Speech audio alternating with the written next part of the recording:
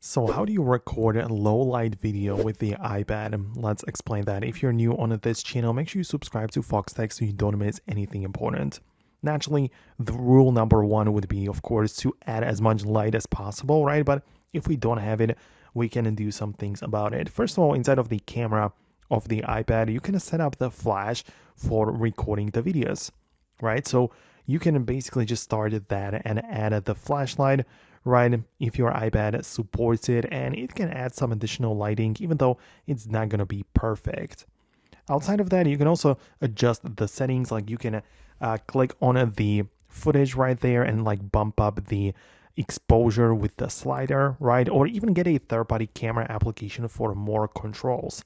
I usually recommend people to get the Final Cut camera, even though it's been designed for the iPhone, it works on the iPad as well.